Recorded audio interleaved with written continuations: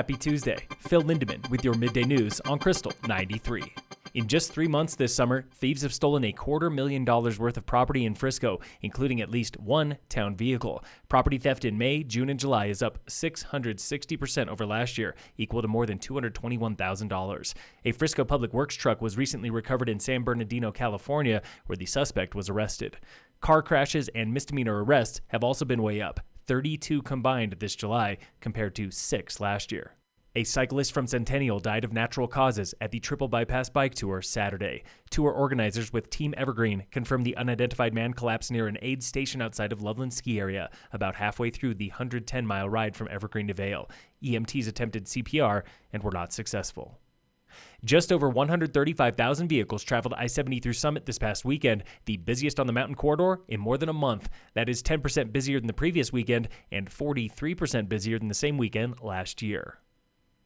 Life could be getting a lot quieter in downtown Breck. Breckenridge Town Council today hears first reading of a revised noise ordinance, which makes it easier for people to report and police to enforce. All you've got to do is call the cops and say you are disturbed by nearby noise. Police will take it from there. Under the current law, the disturbed person must usually testify in court.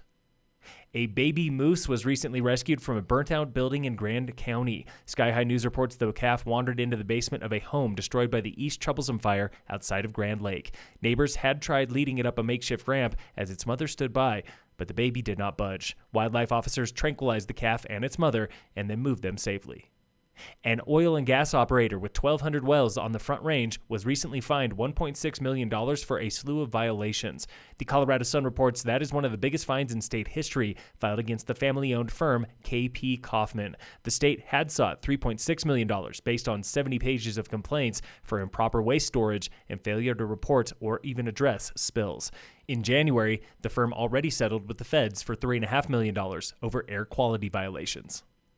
In sports, the Rockies lost to the Cubs last night 6-4. The Rockies play the Cubs again today at 6:05. And in local sports, brought to you by American Family Insurance, the Weiss Agency, next race in the Summit Mountain Challenge Town Series is coming up tomorrow, Wednesday, at the Peaks Trail Time Trial. Get registered through mavsports.com. And while you're there, don't forget about the Fall Classic coming up Sunday, September 12th. Summit High Boys Soccer will open the season today over in Battle Mountain, and girls volleyball plays Manitou Springs away. Phil Lindemann, Krystal 93 News.